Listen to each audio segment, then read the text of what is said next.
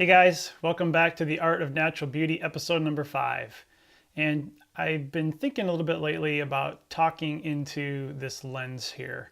It's kind of strange. It's really surreal. There's not really anybody in the room when you do these vlogs, and you're staring right into a lens. And it just reminds me of HAL 9000, Arthur C. Clarke's Space Odyssey series. If you guys are old enough to remember that. There was a film directed by Stanley Kubrick based on that series, and 2001 Space Odyssey was the title, and HAL 9000 was the computer that ran all the systems on the ship, the Discovery, that went on a mission out to Jupiter. And just talking to this lens and looking into the camera, I can't help but be reminded of that film and that eeriness of HAL. And HAL kind of malfunctioned and went awry and did some wreaked havoc on the ship, killed some of the crewmates, and it was kind of a strange film. But there's some interesting points to that. The HAL 9000, the actual lens interface that they show in the film, was a Nikon Nikkor 8mm f8 lens that was found, prime lens that was found at a pawn shop or something, I believe, over in England, and utilized for the film. So it's just this really cool, iconic piece from that time frame, and it happened to be a piece of Nikon glass, which is cool. This is a Rokinon 12mm that I'm looking in here on my Micro Four Thirds, but I just keep being flashed back to that concept of HAL. So just a little side note there. But today what I really want to talk about was times of lost inspiration. I've kind of been feeling lately, since I've gotten back from my trip up to the Lake Superior North Shore and Copper Harbor, that I haven't really had the motivation that I really would like to have to go out and try to make some images around here. I live in Northwest Michigan, and I'm about 25 minutes from Sleeping Bear Dunes National Lakeshore. So a lot of great photographic opportunities out there, and we have these windows of time where we're able and free to go out and work and create our images. And then there's times, I'm certainly not doing this professionally, although I strive to, but there's times that I'm often out on the road and I'm working and I'm gone for months at a time, generally starting in November through April. I'll be gone quite a bit and won't be able to go out and photograph like I'd like to.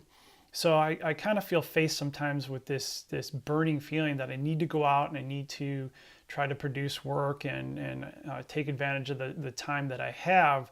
I just don't have the motivation and that creative spark, and that can be frustrating.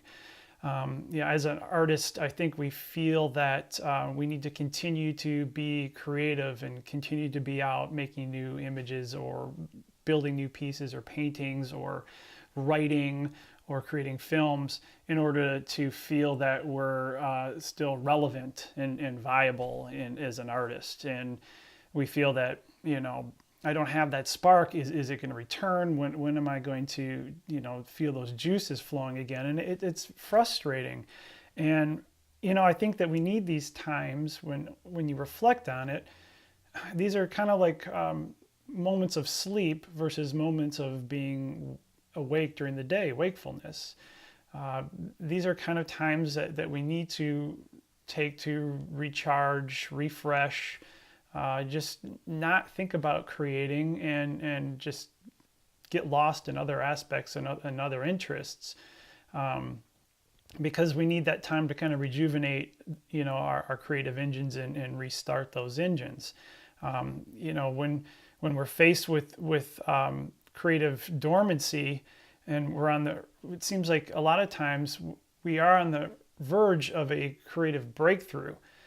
And it's kind of like, I guess, the equivalent of a caterpillar being very productive and working on growing its body and fattening itself up. It's working very diligently and very hard at that process, and then it kind of goes into a state of dormancy inside of the chrysalis, and it's not productive really at that point in time.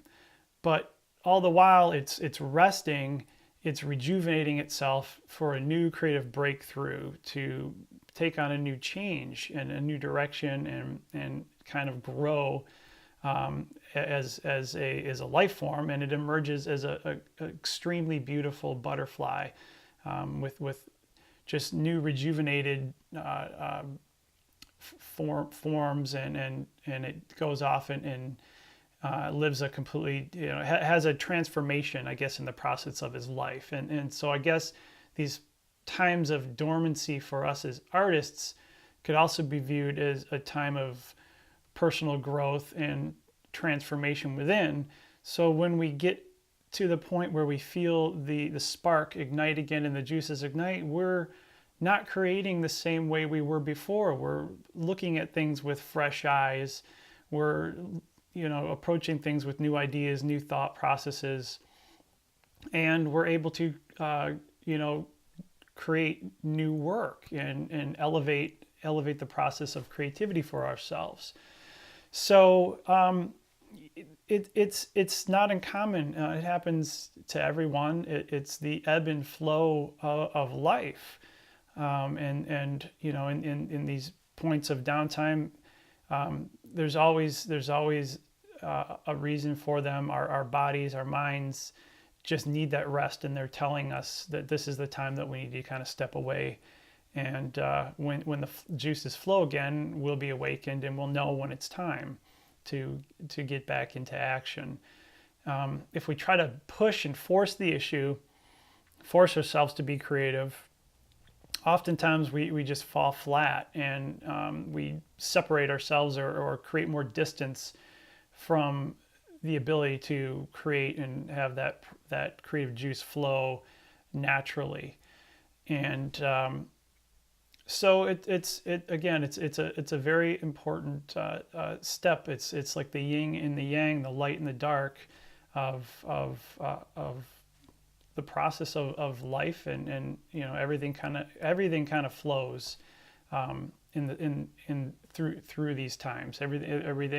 Everyone and everything in existence has its moments of rest and productivity. So it's very natural, and we need to, I guess, really welcome these times, and know that on the other side, when we come through this tunnel, we're going to be blessed with new juices, and there will be new birth gained from our restfulness.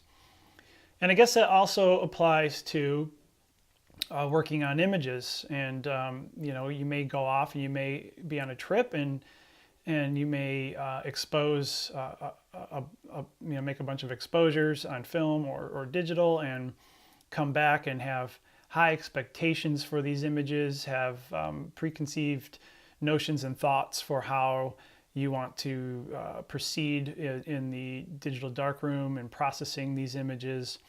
And when you get back and begin to work on them, you just don't feel that connection that you thought you had, that you built it up so much in your mind. You were so emotionally attached to what you were thinking and feeling at the time of creation.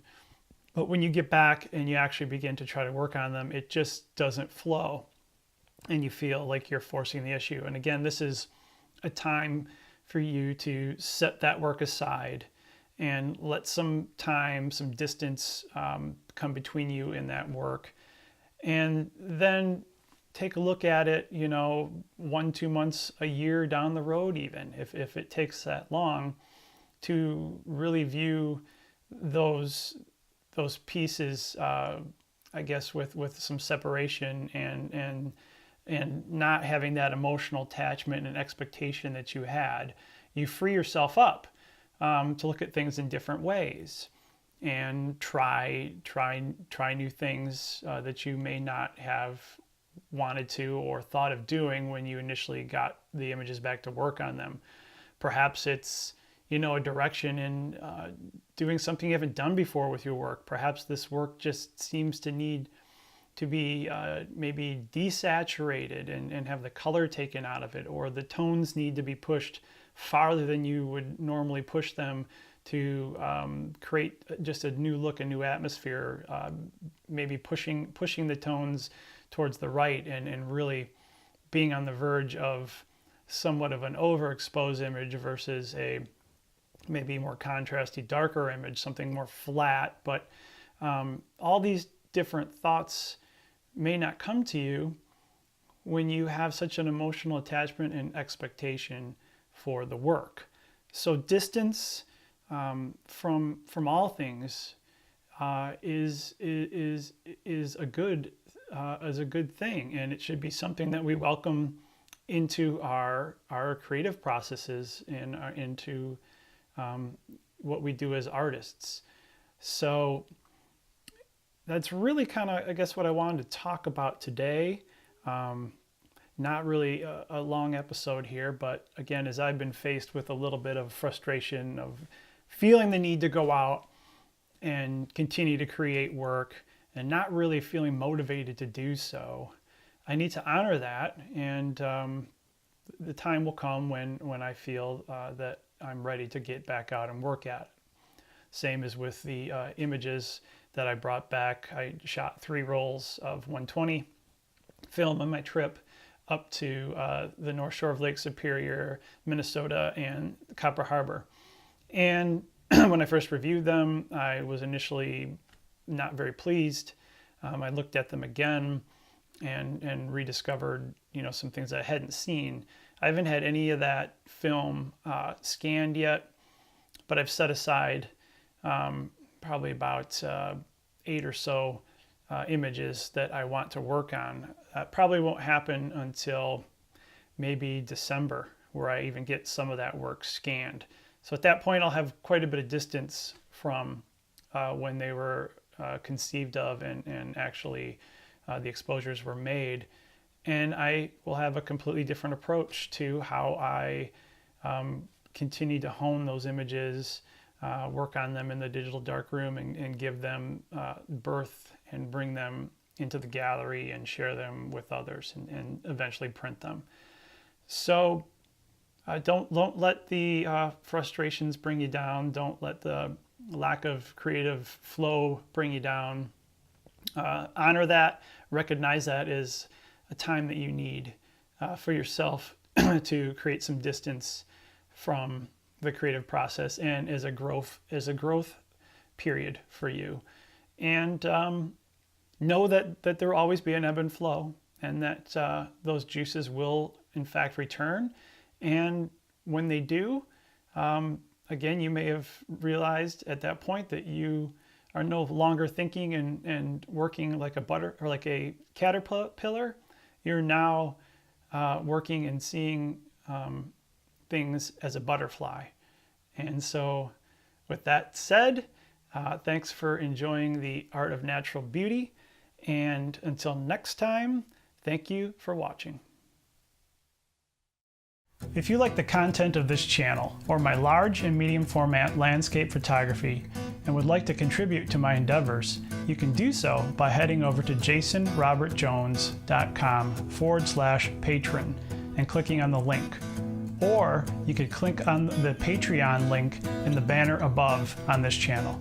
As always, thank you for your support and enjoy the art of natural beauty.